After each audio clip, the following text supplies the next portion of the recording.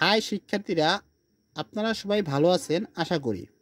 আজকের জন্য আপনাদের মাঝে একটি অঙ্ক নিয়ে আমি হাজির হয়েছি। আজকের অঙ্কটি সরল ও যৌগিক মুনাফার গুরুত্বপূর্ণ একটি অঙ্ক, যেটি প্রাইমারি শিক্ষক নিয়োগ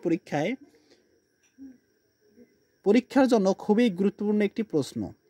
এই প্রশ্নটি আমি বিস্তারিত সমাধান এবং শর্টকাট দুইটা পদ্ধতিই দেখাবো। আপনাদের প্রথমে এই প্রশ্নের শর্টকাট পদ্ধতিটা দেখাবো, তারপরে বিস্তারিত সমাধান। তাহলে আমি এখানে করব বিস্তারিত সমাধান, আর এই ডান সাইডে করব শর্টকাট পদ্ধতি। তাহলে আমরা প্রথমে শর্টকাট পদ্ধতি মেথডটা যদি দেখি, তাহলে শর্টকাটটা কীভাবে হবে প্রশ্নটি খেয়াল করুন। 500 টাকার 4 বছরের সুদ এবং 600 টাকার 5 বছরের সুদ একত্রে 500 টাকা হলে সুদের হার কত? এখানে বলা হচ্ছে একত্রে 500 টাকা। আমাদের এখানে হচ্ছে কি, একটা আসল একটা সময় দেওয়া আছে, আবার একটা আসল আবার একটা সময় দেওয়া আছে।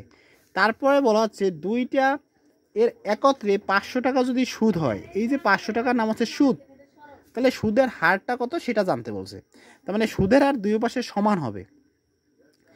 মনে রাখার বিষয় হচ্ছে, আমাদের যদি একত্রে 500 টাকা সুদ দেওয়া থাকে আর দুই পাশে সুদের হারটা যদি সমান হয়, তাহলে এই ক্ষেত্রে শর্টকাট মেথডটা হচ্ছে, একত্রে যে টাকাটা দেওয়া থাকবে ওই টাকাটা আমরা আগে লিখব 500 টাকা। এই 500 টাকার আমরা ভাগ দিব, কত দ্বারা ভাগ দিব? 500 টাকার 4 বছরের সুদ, এই বছর 4 বছর আর 500 টাকা গুণ করব। গুণ করলে আমাদের আসবে 4 পাঁচা কত? 500 গুণন 4। তারপরে দ্বিতীয় যেটা থাকবে 600 টাকার 5 বছর, এটা আমরা গুণ করব 600 গুণন 5। এই দুটো গুণ করার পর যোগ করে দিব। শর্টকাট পদ্ধতিটা খুবই একটা ইন্টারেস্টিং পদ্ধতি। তাহলে আমরা গুণ করলে হবে কত? উপরে আছে 500, নিচে হয় 4 পাঁচা 20, 2000 টাকা প্লাস 5 চক 30, 3000 টাকা। তাহলে নিচে হলো আমাদের 5000 টাকা, উপরে 500। জানতে চাইছে সুদের হার। আমরা জানি সুদের হার মানে পার্সেন্টেজ, এজন্য আমরা এর সাথে 100 দ্বারা গুণ করব। তাহলে যদি আমি কাটাকাটি করি, 1 0 1 0, এই 0 এই 0 কাটলাম, এখান থেকে একটা 0, এখান থেকে একটা 0 কাটলাম। এবারে দেখেন 5 দ্বারা যদি আমি 5 রে কাটি, তাহলে থাকবে 1, বা আমি যদি এইখানে কাটি 5 দুগুণে 10, তাহলে থাকবে কত? 5 আর 2 গুণ করলে হবে 5 দুগুণে 10। তাহলে আমরা বলতে পারি 10%। তাহলে এই প্রশ্নের উত্তর হচ্ছে 10%। এবং এই শর্টকাট পদ্ধতিটা খুবই গুরুত্বপূর্ণ একটি পদ্ধতি এবং ইন্টারেস্টিং এটা নিয়ম। কোনো সূত্র ছাড়াই আপনি এই অঙ্কটি সমাধান করতে পারবেন। মনে রাখার বিষয় হচ্ছে, একত্রে যে সুদের টাকাটা দেওয়া থাকবে ওই টাকাটারে আমরা ভাগ করব। প্রথম 500 টাকার 4 বছরের সুদ, এই 500 টাকা 4 বছর গুণ করলে যে টাকা আসবে, এবং দ্বিতীয় স্টেপে যেটা আছে 600 টাকার 5 বছরের সুদ, এইটা গুণ করব। যে টাকা আসবে ওই টাকা দুটো যোগ করব। যোগ করে একত্রে যে সুদের টাকা ওইটা ভাগ করলে 100 দ্বারা গুণ করলে যা আসবে ওইটা হচ্ছে আমাদের সুদের হার। এবং এখানে খুবই মজার একটা বিষয়, বিস্তারিত সমাধানের ক্ষেত্রে আমরা যেহেতু বুঝতে পারছি সুদ যদি একত্রে 500 টাকা হয়, তাহলে সুদের হারটা অবশ্যই দুই পাশে সমান হবে। তাহলে আমরা একটা বিস্তৃত সমাধান করার পূর্বে আমাদের জানতে হবে এই 500 টাকা কীভাবে আমরা লিখতে পারি। যেহেতু একত্রে 500 টাকা সুদ, তাহলে এই সমান সাইন দিয়া ডান সাইডে আমরা 500 টাকা লিখতে পারি। এই 500-র নাম কি? সুদ। তাহলে এই পাশে আমি এমনভাবে দুইটা ক্যাটাগরি আকারে সাজাবো যাতে আমাদের সুদ 500 টাকা হয়। তাহলে আমরা একটু সাজাই। প্রথমে আছে 500 গুণন 4, তাহলে এটা হচ্ছে আসল, এটা হচ্ছে সময়, এর সাথে মুনাফার হার গুণ। মুনাফার হার দেওয়া নাই, আমরা ধরলাম X%।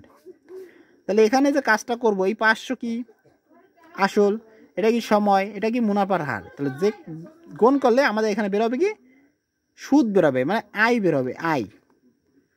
আবার এর সাথে যদি আমি এই কাজটা করি, 600 গুণন 5 গুণন X%, এখানে আমাদের আয় বেরোবে। তাহলে দুইটা আয়, মানে এটাও সুদ এটাও সুদ, দুই সুদ মিলে আমাদের এই যে 500 টাকা আছে সেই 500 টাকা হবে। বোঝা যাচ্ছে? তাহলে আমরা লিখতে পারি সুদ যোগ সুদ সমান সমান সুদ। এটা হচ্ছে আমাদের সমীকরণের কুলু। এখন এই বিস্তারিত সমাধান, এখানে যদি আমরা ওয়ার্কিং করি, 500 গুণন 4 গুণন X বাই কত? 100 যোগ 600 গুণন 5 গুণন X বাই 100 সমান 500। তাহলে এখানে এই ওয়ার্কিংটা করার পরে আমাদের একটা মান আসবে। যে মানটা আসবে সেটা হচ্ছে আমাদের X এর মানটা বের হবে। তাহলে যেটা বের হবে ওইটা হচ্ছে আমাদের উত্তর হবে। তাহলে আমরা যদি এটা ওয়ার্কিং করি, সর্বশেষে পাওয়া যাবে R এর মান। এখানে যেহেতু আমরা এক্স পার্সেন্ট যেহেতু সুদের হার আমরা আর দ্বারা বসাই, এখানে আমি আরও লিখতে পারি আর পার্সেন্টেজ। তাহলে শেষে আমাদের এই আর এর মানটা বেরোবে, আর এর মান বেরোবে কত 10 টাকা।